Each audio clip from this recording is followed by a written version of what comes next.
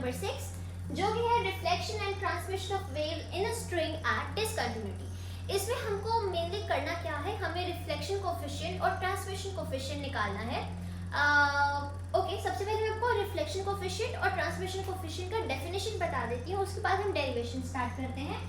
अगर हम बात करें रिफ्लेक्शन कोफिशिएंट की, तो कुछ रिफ्लेक्शन के साथ रिलेटेड होगा ये reflection coefficient. Reflection coefficient, it is defined as the ratio of amplitude of कौन सी वेव, ऑब्वियसली रिफ्लेक्शन के लिए है तो of reflected wave to that of amplitude of incident wave. ठीक है, तो रिफ्लेक्टेड वेव का जो एम्पलीट्यूड है उसका और इंसिडेंट वेव का जो एम्पलीट्यूड है, इन दोनों का रेशियो जो होता है उसको हम रिफ्लेक्शन कोफिशिएंट बोलते हैं। और जो दूसरी चीज आती है वो आपका आता है ट्रांसमिशन कोफिशिएंट। ट्रांसमिशन कोफिशिएंट का भी डेफिनेशन काफी हद तक सेम है। It is also defined as the ratio of amplitude of, इसमें कौन सी वेव आएगी, ट्रांसमिटेड वेव,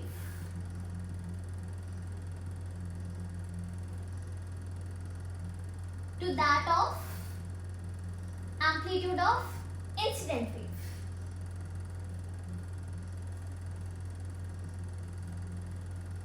ठीक है, तो रिफ्लेक्शन कोफिशिएंट आप निकालोगे amplitude of reflected wave to that of amplitude of incident wave, इन दोनों का रेशियो निकालोगे। और ट्रांसमिशन कोफिशिएंट के लिए आप amplitude of transmitted wave to that of amplitude of incident wave निकालोगे। Got it.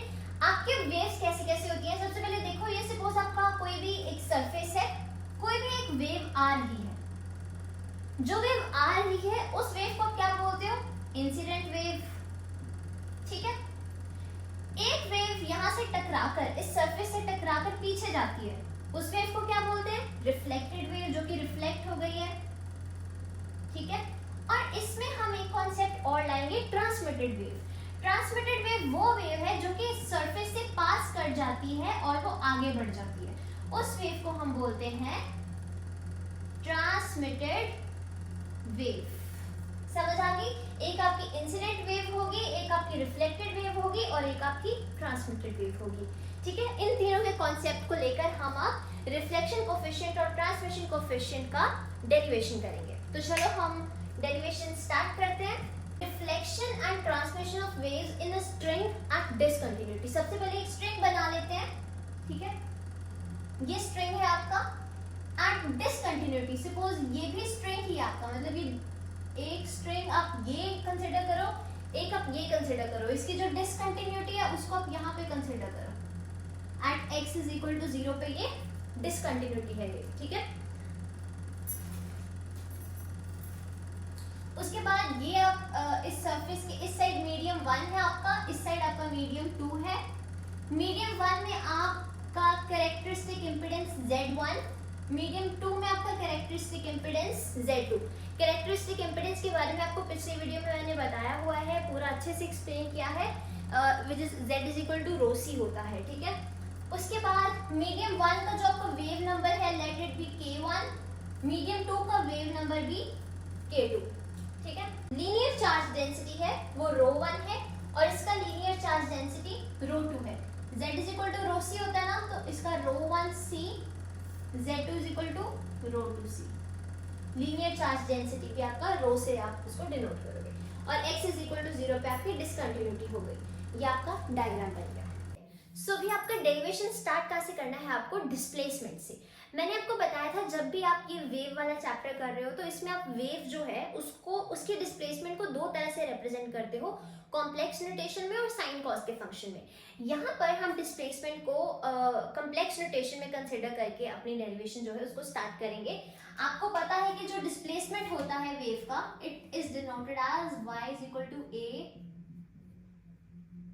e raised to power iota omega t minus kx।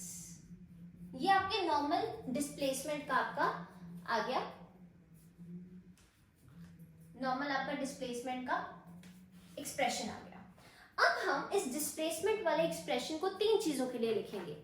आपके यहाँ पर किस किस चीज की डिस्प्लेसमेंट लिखनी है? एक तो आपने लिखनी है इंसिडेंट वेव के लिए डिस्प्लेसमेंट, एक आपने लिखनी है रिफ्लेक्टेड वेव के लिए और एक ट्रांसमिटेड वेव के लिए। तीन चीजों के लिए लिखनी है। नाउ डिस्प्लेसमेंट फॉर, अगर हम बात करें इंसिडेंट वेव के लिए, तो इंसिडेंट वेव के लिए आप y जो है डिस्प्लेसमेंट जो है उसको yi से रिप्रेजेंट कर दो ताकि आप कंफ्यूज ना हो, ठीक है। Amplitude is ai e raise to power iota omega t minus, यहाँ पे k क्या आएगा? k1 x। k1 क्यों आया? क्योंकि आपको जो इंसिडेंट वेव होगा वो इस साइड से आएगा, है ना। इंसिडेंट वेव आपका मीडियम 1 में लाई कर रहा है और मीडियम 1 में आपका वेव नंबर k1 है, इसलिए आपने k1 कंसिडर किया। Talking about reflected wave, reflected wave के लिए आपको जो डिस्प्लेसमेंट होगा उसको y r से रिप्रेजेंट करो। उसके बाद amplitude will be a r e raise to power iota omega t plus k1x। अब आपको ये प्लस कहां से आ गया? देखो मैंने आपको पहले भी बताया है, ये अगर आपका सरफेस है, अगर इंसिडेंट वेव इधर आ रही है तो रिफ्लेक्टेड वेव इसके ऑपोजिट डायरेक्शन में जाती है। तो जस्ट बिकॉज कि इंसिडेंट और रिफ्लेक्टेड वेव का डायरेक्शन ऑपोजिट होता है, इसलिए यहाँ पर अगर माइनस था तो ये प्लस का हो जाएगा, ऑपोजिट लेना है साइन, ठीक है। ठीक है, रिफ्लेक्टेड के लिए ये आ गया एक्सप्रेशन। इसमें भी k1 ही आएगा क्योंकि मीडियम जो रिफ्लेक्टेड वेव का होगा वो 1 ही होगा। लेकिन अगर हम बात करें ट्रांसमिटेड वेव के लिए, ट्रांसमिटेड वेव की अगर बात करें जिसको कि हम yt से रिप्रेजेंट करेंगे, at e raise to power iota omega t minus k2x। k2 क्यों आएगा? क्योंकि जो आपकी ट्रांसमिटेड वेव होगी वो इस सरफेस से आगे निकल जाएगी, वो आगे ट्रेवल कर जाएगी, ठीक है। तो ये आपके तीन एक्सप्रेशन आपने निकाली है for your incident, reflected and transmitted. अब ये जो डिसकंटिन्यूटी की यहाँ पे बात की गई है ना, हर एक जो ऐसी मेरी डेरिवेशन है जिसमें आपको रिफ्लेक्शन कोएफिशिएंट और ट्रांसमिशन कोएफिशिएंट निकालना है, उसमें सेम स्टेप्स फॉलो करने हैं, ठीक है। इस डिसकंटिन्यूटी पर दो कंडीशंस आपकी जो है वो सेटिस्फाई होंगी। तो डिसकंटिन्यूटी पे जो कंडीशन सेटिस्फाई होंगी वो लिख रहे हैं, the following conditions must satisfy at x is equal to 0। at x is equal to 0 मतलब at discontinuity।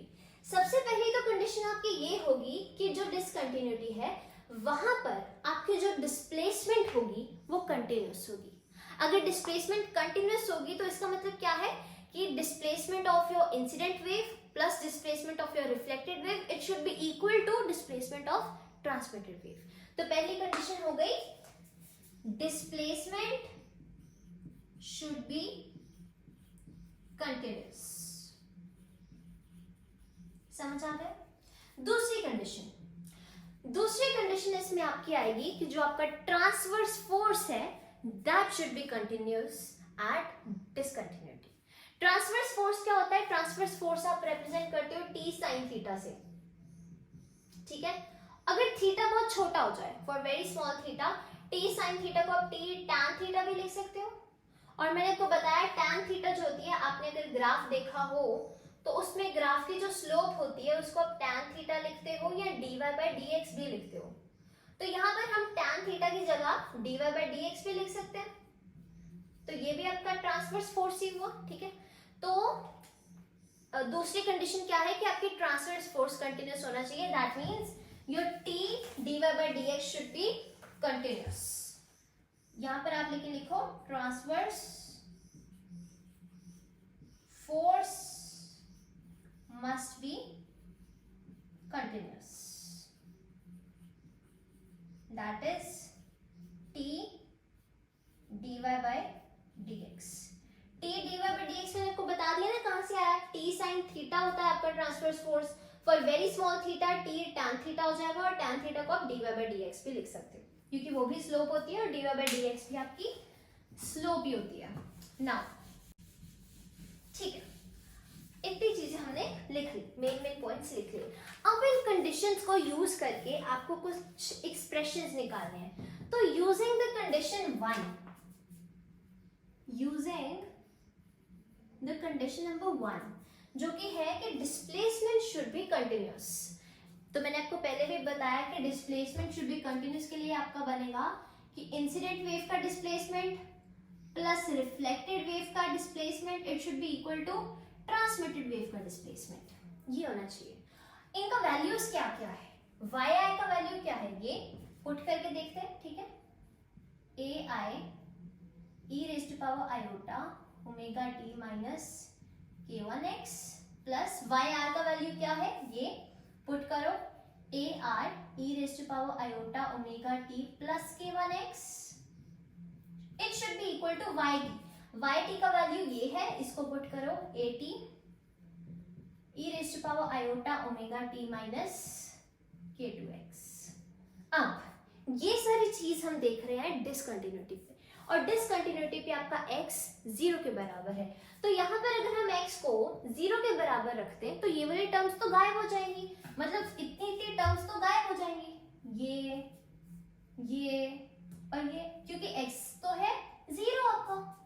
तो यहाँ से आपका e raise to power iota omega t, e raise to power iota omega t, e raise to power iota omega t cancel हो जाएगा और आपके पास क्या बचेगा, amplitude of incident wave plus amplitude of reflected wave should be equal to amplitude of transmitted wave। तो ये आपके पास चीज आ गई आपकी पहली कंडीशन को यूज करके। पहली कंडीशन को यूज करके आपके पास क्या चीज आ गई है, मैं ये स्टेप्स आपको जरूर लिखने हैं पेपर में, मैं रब कर रही हूँ बिकॉज मेरे पास लिमिटेड स्पेस है। यहाँ से आपके पास आएगा A I plus A R is equal to A T, ठीक है। ये हमने यूज की थी condition number 1। Now using condition number 2, second condition को अगर यूज करें तो transverse force must be continuous. अगर ट्रांसवर्स फोर्स कंटिन्यूअस है तो इसका मतलब क्या हुआ, इसका मतलब हुआ कि इंसिडेंट वेव का transverse force plus reflected wave का transverse force it should be equal to transmitted wave का ट्रांसवर्स फोर्स। तो वैल्यूज पुट कर लो, टी dy by dx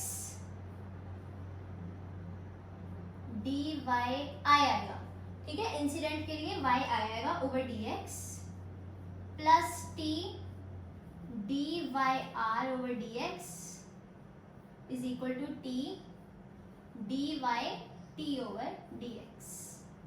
अब ये dy ओवर dx का मतलब क्या होता है, डिफरेंशिएशन करना है। किसका डिफरेंशिएशन करना है, जो आपका इंसिडेंट वेव का जो एक्सप्रेशन है उसको विद रिस्पेक्ट टू आपने x डिफरेंशिएट करना है। चलो करते हैं, t का तो t ही आ जाएगा क्योंकि t तो कांस्टेंट है। तो सबसे पहले इंसिडेंट वेव के लिए देखो ये एक्सप्रेशन है, इसको with respect to x differentiate करो, what do you get, a आए तो a ही आ जाएगा बिकॉज कांस्टेंट है, e raise to power iota omega t minus k1x, ये भी ऐसे आ जाएगा। उसके बाद x वाला टर्म है इसमें तो है नहीं, इसका तो डिफरेंशिएशन 0, इस वाले में है आपका x का टर्म, तो साथ में आ जाएगा आपका माइनस आयोटा k1, ठीक है, पहले का डिफरेंशिएशन हो गया। इसका सेकेंड टर्म क्या हो, plus t dy r over dx, dy r over dx मतलब yr वाले एक्सप्रेशन का आपको with respect to x differentiation करना है। तो इसका डिफरेंशिएशन करो, A R E raise to power iota omega T plus k1x और साथ में क्या आएगा, इसमें x की टर्म नहीं है, इसमें है प्लस आयोटा k1, ये आपका इसका डिफरेंशिएशन हो गया। अब थर्ड टर्म आपके पास बची ये इज इक्वल टू t, किसका डिफरेंशिएशन करना है, ट्रांसमिटेड वेव वाले एक्सप्रेशन का, at का at ही आ जाएगा, फिर है आपका e raise to power iota omega t minus k2x और साथ में माइनस आयोटा q2, ठीक है, गॉट इट। जो पहले किया था वही दिमाग इसमें लगाओ, ये सारी गेम चल रही है आपकी x इज इक्वल टू 0 पे। तो x इज इक्वल टू 0 अगर पुट कर दिया तो कौन कौन सी टर्म जो है गायब हो जाएगी, कौन कौन सी टर्म जो है आपकी गायब हो जाएगी,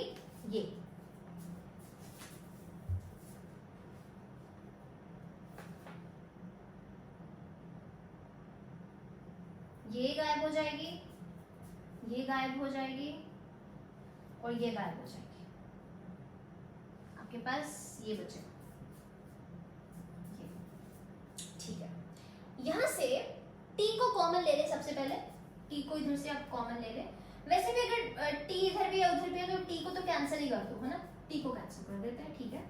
e raised to power iota omega t, e raised to power iota omega t, e raised to power iota omega t cancel, ठीक है। और कुछ मिल रहा है? नहीं मिल रहा। तो यहां से आपको क्या मिला, a i minus iota k1 प्लस a i iota k1 is equal to a t minus iota kt minus iota k2। तो इसको बाहर लिख लेते हैं और बाकी सारी चीजों को रफ कर देते हैं, ठीक है। तो ये जो चीजें बची हैं वो लिखने वाली हूं अभी मैं। ये सारे स्टेप्स आप लिखते जाना, मैंने बोर्ड से रब कर दिए हैं, आप लिखते जाना, just because I have limited space, I am telling you again and again. तो क्या बचा हमारे पास, यहाँ से बचा था minus t k1 ai plus sorry t plus k i ar is equal to minus k2 at। ये बचा आपके पास। अब यहाँ पर भी k1 है, यहाँ पर भी k1 है, दोनों को कॉमन ले सकते हैं, ठीक है, ले लिया। अंदर क्या बचा आपके पास, ar minus ai is equal to minus k2 at। अच्छा, यहाँ से माइनस कॉमन ले लो ताकि दोनों तरफ से माइनस कैंसिल हो जाए। यहाँ से भी अगर माइनस कॉमन ले लोगे तो इसके साथ माइनस, इसके साथ प्लस आ जाएगा और माइनस के साथ माइनस कैंसिल हो जाएगा, ये चीज आपके पास बन जाएगी। अब आपको क्या करना है, k1 k2 ओवर k1, इस k1 को इधर ले जाओ, ai minus ar is equal to k2 over k1 at, ठीक है, ओके। इस चीज को आप 1 2 3 नंबर देके यहीं पे रोक दो, ठीक है। अभी इस चीज को आप यहां पर रोक दो, 3 नंबर देखिए, और इसको आप नहीं, एक काम करो, इसको आप 3 नंबर दो,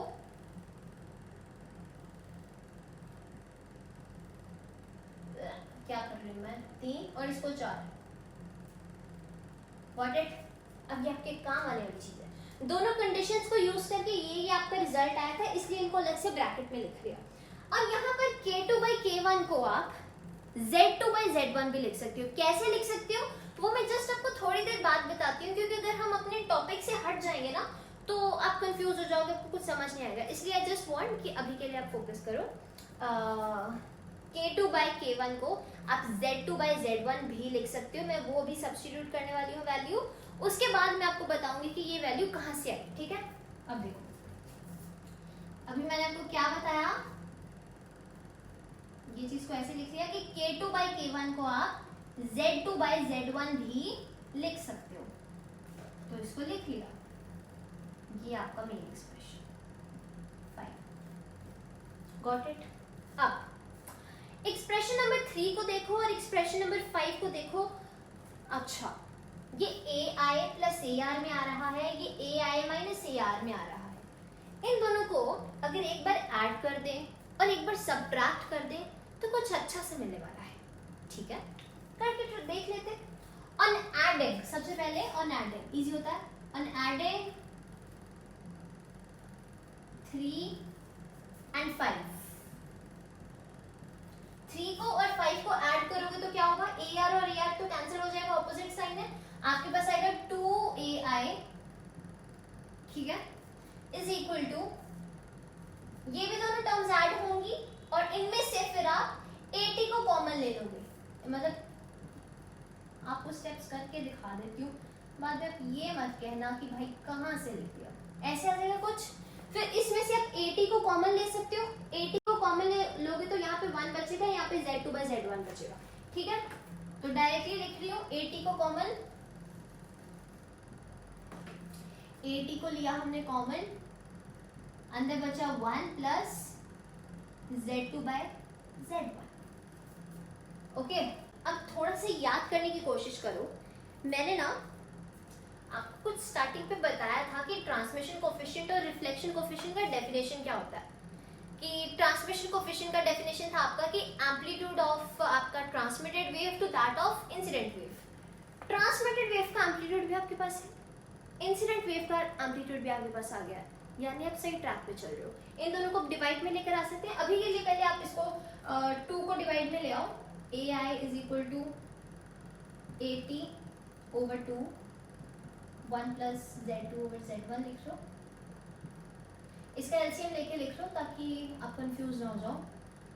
z1 यहाँ पे आएगा z1 plus z2, ठीक है, ये चीज़ आएगी आपके पास। ओके, गॉट इट, ठीक है। इसको आप 6 नंबर पे लो ना। अभी मैंने आपको बताया था कि एक बार ऐड करना है और एक बार सब्ट्रैक्ट करना है। नाउ ऑन सब्ट्रैक्टिंग 3 and 5, 3 को और 5 को अगर सब्ट्रैक्ट करोगे तो आपको क्या मिलने वाला है, इस चीज को माइनस ये चीज, तो ai और ai तो कैंसिल हो जाएगा क्योंकि दोनों के ऑपोजिट साइन हो जाएंगे। तो इसका और इसके साथ भी माइनस होगा तो माइनस कॉमन आ जाएगा। -2ar is equal to z2 by z1 80 minus 80। तो यहां से भी पहले जैसे z2 by z1 80 माइनस 80, ये चीज बनेगी आपके पास। यहां से आप 80 को कॉमन ले सकते हो, अंदर बचेगा z2 by z1 -1, तो 80 को मैं कॉमन ले रही हूं।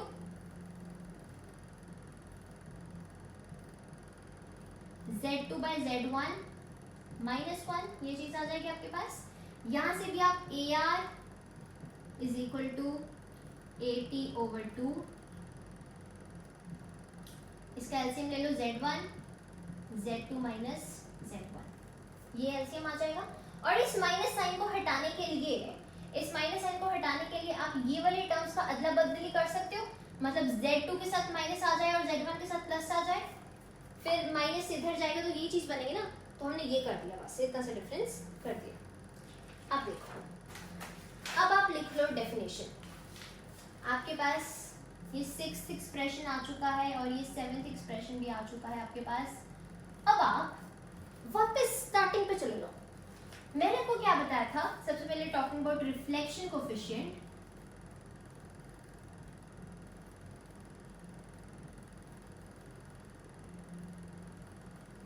रिफ्लेक्शन कोफिशिएंट का डेफिनेशन मैंने आपको बताया था that it is defined as the amplitude of reflected wave to that of incident wave.